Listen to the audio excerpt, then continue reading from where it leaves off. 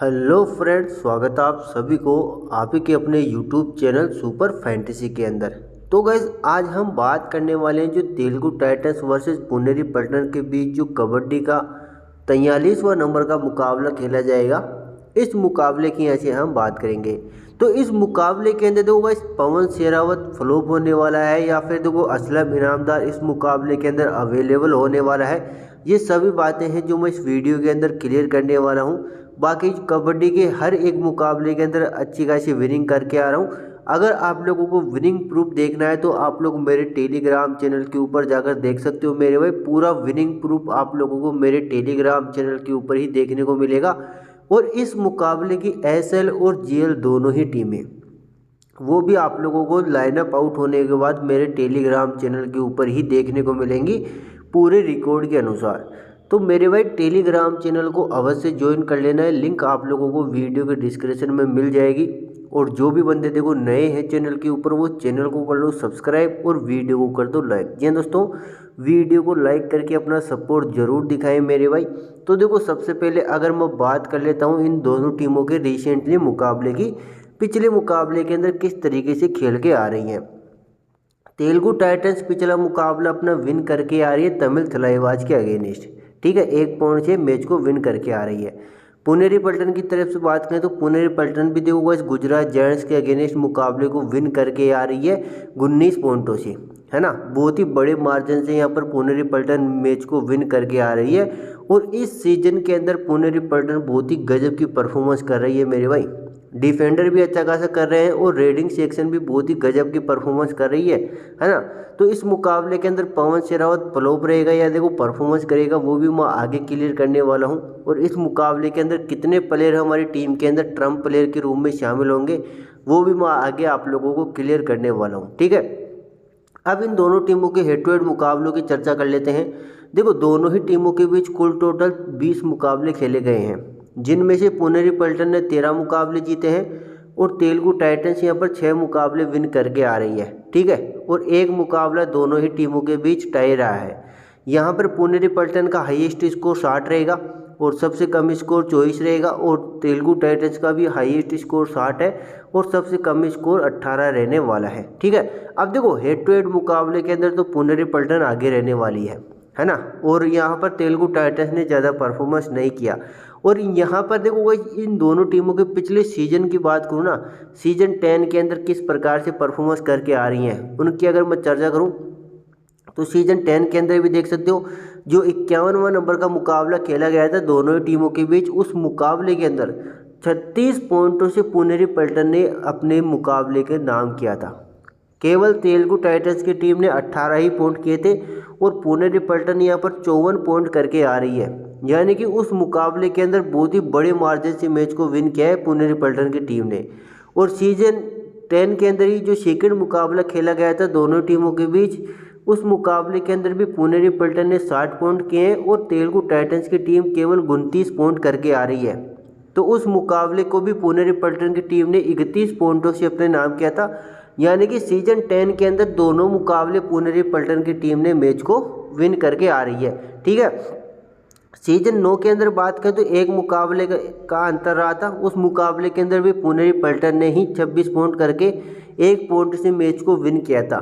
यानी कि इन दोनों टीमों के बीच पिछले 3 मुकाबले खेले गए हैं ना, उन तीनों मुकाबलों के अंदर पुनेरी पल्टन ने मैच को विन किया है। तेलुगु टाइटंस से एक भी मुकाबला विन नहीं की है यहाँ पर पुनेरी पल्टन के अगेंस्ट पिछले तीनों मुकाबलों के अंदर। और इस मुकाबले की बात करें तो इस मुकाबले के अंदर भी देखो तेलुगु टाइटंस का डिफेंस बहुत ही खराब परफॉर्मेंस कर रहा है ना। यानी कि इस मुकाबले के अंदर भी पुनेरी पल्टन के ही मैच को विन करने के चांसेज रहने वाले, 90% चांसेज है यहाँ पर पुनेरी पल्टन के मैच को विन करने के।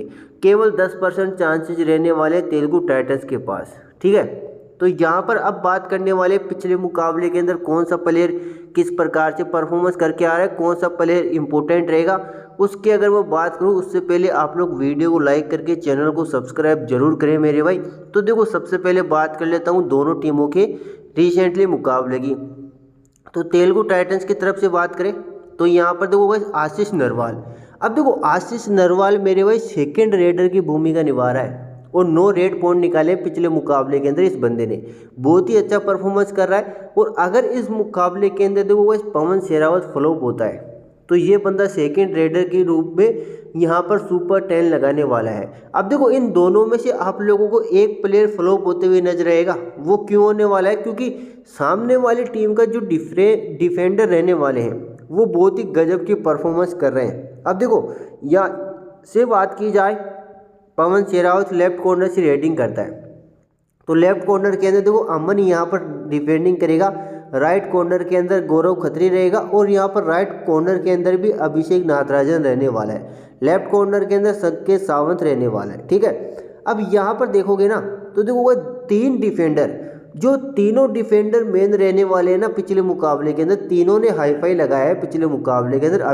अविनेश नाथराजन ने भी 5 पॉइंट लिए हैं, गौरव खत्री भी 5 सक्सेसफुल टैकल किए हैं और अमन ने भी 5 सक्सेसफुल टैकल किए हैं। यानी कि पुनेरी पल्टन का डिफेंस बहुत ही गजब की परफॉर्मेंस कर रहा है। तो इस मुकाबले के अंदर मेरे भाई पवन शेरावत के भी फ्लॉप होने के चांसेस रहने वाले हैं और आशीष नरवाल के भी फ्लॉप होने के चांसेस हैं। यानी कि रेडिंग सेक्शन इस मुकाबले के अंदर ज़्यादा परफॉर्मेंस करते हुए नज़र नहीं आएगी। यहाँ पर दोनों प्लेयर फ्लॉप होते हुए आप लोगों को नज़र आ सकते हैं। लेकिन इस बात का ध्यान रखना है, हालांकि ये दोनों मेन रेडर रहने वाले हैं तेलुगु टाइटंस की तरफ से, तो इनको ड्रॉप तो आप लोग कर नहीं सकते हैं। क्योंकि अगर यहाँ पर दोनों रेडर चल गए ना तो यहाँ पर आप लोग वन तरफ हार जाओगे। तो सिंपली आप लोग इन दोनों प्लेयरों को अपनी टीम के अंदर शामिल करके चल सकते हो, लेकिन कैप्टन वाइस कैप्टनसी के लिए आप लोगों को इन दोनों प्लेयरों को ट्राई नहीं करना है। शामिल करके चल सकते हो, हर एक बंदे के पास दोनों ही प्लेयर देखने को मिलेंगे, लेकिन कैप्टन वाइस कैप्टनसी के लिए ट्राई नहीं करना है। ना तो एसएल के अंदर करना है, ना ही जेएल टीम के अंदर इनको कैप्टन वाइस कैप्टनसी के लिए ट्राई करना है। क्योंकि दोनों प्लेयर यहाँ पर इस मुकाबले के अंदर फ्लॉप होने के चांसेस बहुत ही ज़्यादा रहेंगे। क्योंकि जो तीनों डिफेंडर रहने वाले हैं ना पुनेरी पल्टन के, बहुत ही गजब की परफॉर्मेंस करके आ रहे हैं। ठीक है, थर्ड रेडर की भूमिका निभाएगा विजय मलिक, एक ऑलराउंडर भूमिका है। ये बंदा भी 2-3 पॉइंट निकाले तो निकाले, वरना यहाँ पर विजय मलिक के भी ज़्यादा चांसेस नहीं है। ये हर एक मुकाबले के अंदर केवल इतने ही पॉइंट लेता है, 3-4 पॉइंट निकाल के आता है, उससे ज़्यादा यहाँ पर परफॉर्मेंस नहीं कर रहा है। अब बात कर लेता हूँ यहाँ पर देखो इस पुनेरी पल्टन के रेडर्स की। पुनेरी पल्टन के रेडर किस प्रकार से परफॉर्मेंस करेंगे उनकी बात करें। पंकज मोहिते, अब देखो यहाँ पर पंकज मोहिते और मोहित गोहिते, अब ये दोनों प्लेयर हालांकि मेन रेडर की भूमिका निभाते हैं, है ना। और आकाश सिंधु को पहले देखो शुरुआती मुकाबलों के अंदर सब्स्टिट्यूट के अंदर खिलाया जा रहा था, लेकिन असलम इनामदार यहाँ पर पिछला मुकाबला नहीं खेला। ठीक है, तो इस कारण से आकाश सिंधे को स्टार्टिंग 7 के अंदर शामिल किया गया और इस बंदे ने 11 रेड पॉइंट निकाले हैं पिछले मुकाबले के अंदर। यानी कि आकाश सिंधे को मेन रेडर की भूमिका दी गई थी। और ऐसा है नहीं कि देखो इस कबड्डी के अंदर ऐसा नहीं है कि जो मेन रेडर होता है वो ही सबसे ज़्यादा रेडिंग करेगा।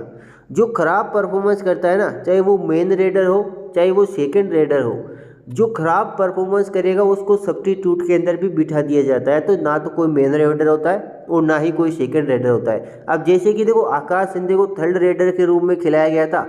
अब पिछले मुकाबले के अंदर इस बंदे ने बहुत ही गजब की परफॉर्मेंस किया, तो सबसे ज़्यादा रेडिंग आकाश सिंधे से डलवाई गई थी। मोहित गोहिते से बहुत ही कम यहाँ पर रेडिंग डलवाई गई थी पिछले मुकाबले के अंदर। ठीक है, लेकिन यहाँ पर बात करूँ सामने वाली टीम का डिफेंस, जो कि किशन दुल और यहाँ पर देखो अंकित, दोनों ही यहाँ पर ज़्यादा कुछ खास परफॉर्मेंस नहीं कर रहे हैं, दोनों फ्लॉप रहे हैं, केवल एक सक्सेसफुल टैकल किए हैं। बाकी सागर ने 3 सक्सेसफुल टैकल करके आ रहा है पिछले मुकाबले के अंदर। राइट कॉर्नर के अंदर डिफेंडिंग करेगा, तो राइट कॉर्नर के अंदर डिफेंडिंग करेगा तो देखो राइट से रेडिंग करेगा मोहित गोहिते। तो मोहित गोहिते यहाँ पर ज़्यादा रेडिंग के अंदर अपॉर्चुनिटी भी नहीं मिल रही है। लेकिन देखो गाइस आप लोग अपनी टीम के अंदर पंकज मोहिते को लेकर चल रहा है ना, मोहित गोहिते को भी आप लोग अपनी टीम में रख सकते हो, ये भी बंदा वेरी इंपॉर्टेंट है। बाकी आकाश सिंधे ने हालांकि सुपर 10 लगाया है पिछले मुकाबले के अंदर, लेकिन थर्ड रेडर की भूमिका निभाता है, तो मैं इस कारण से इस बंदे को इस मुकाबले से ड्रॉप करके चलूँगा। बाकी आप लोग अपनी टीम में रखना चाहो रख सकते हो, वेरी इंपॉर्टेंट रहेगा। फिलहाल के लिए मैं इसको ड्रॉप करूँगा। तो दोनों टीमों के पूरे रिकॉर्ड के अनुसार देखो ये मेरी टीम रहेगी। ठीक है, अब इस टीम के अंदर कैप्टनसी मेरी टीम का रहेगा गौरव खत्री, जो कि पिछले 3-4 मुकाबलों के अंदर हर मुकाबले के अंदर सुपर 10 लगा रहा है। ठीक है, सुपर 10 नहीं सही, यहाँ पर हाईफाई लगा के आ रहा है, डिफेंडर रहने वाला। ठीक है, और वॉइस कप्तान दूंगा पंकज मोहिते को। बाकी मोहित गोयते की जगह आप लोग यहाँ पर आकाश शिंदे को भी अपनी टीम में शामिल कर सकते हो, क्योंकि उस बंदे ने भी सुपर 10 लगाया है। ठीक है, अब यहाँ से मेरी टीम के अंदर 5 प्लेयर पुनेरी पल्टन की तरफ से रहेंगे और केवल 2 ही प्लेयर रहेंगे मेरी टीम के अंदर तेलुगु टाइटंस की तरफ से, जो कि दोनों रेडरों को लेकर चलने वाला हूँ। अब देखो यहाँ से डिफेंडर की बात करें तो डिफेंडर ज़्यादा कुछ खास परफॉर्मेंस नहीं कर रहे हैं, केवल राहुल ने अच्छा खासा परफॉर्मेंस किया था, 3 सक्सेसफुल टैकल किए थे पिछले मुकाबले के अंदर। तो यहाँ से आकाश, यहाँ पर ए नरवाल या पवन सहरावत, इन दोनों में से एक को ड्रॉप करके उस डिफेंडर को आप लोग ट्राई करके चल सकते हो। लेकिन ये मेरी फाइनल टीम नहीं है मेरे भाई, फाइनल टीम आप लोगों को मेरे टेलीग्राम चैनल के ऊपर देखने को मिलेगी। एसएल और जेएल दोनों ही टीमें पूरे रिकॉर्ड के अनुसार, कोई भी आप लोगों से चार्जेस नहीं लिया जाएगा, कोई भी पैसा नहीं लिया जाएगा, बिल्कुल फ्री के अंदर मैं आप लोगों को टेलीग्राम चैनल के ऊपर प्रोवाइड करूंगा। तो मेरे भाई टेलीग्राम चैनल को आप लोग अवश्य ज्वाइन कर लेना है, लिंक आप लोगों को वीडियो के डिस्क्रिप्शन में मिल जाएगी। तो आई होप ये वीडियो आप लोगों को अच्छा लगा होगा, अगर अच्छा लगा तो वीडियो को लाइक करें, साथ ही प्यारा सा कमेंट करें। तो मिलते हैं अगले वीडियो के अंदर। जय हिंद, जय भारत।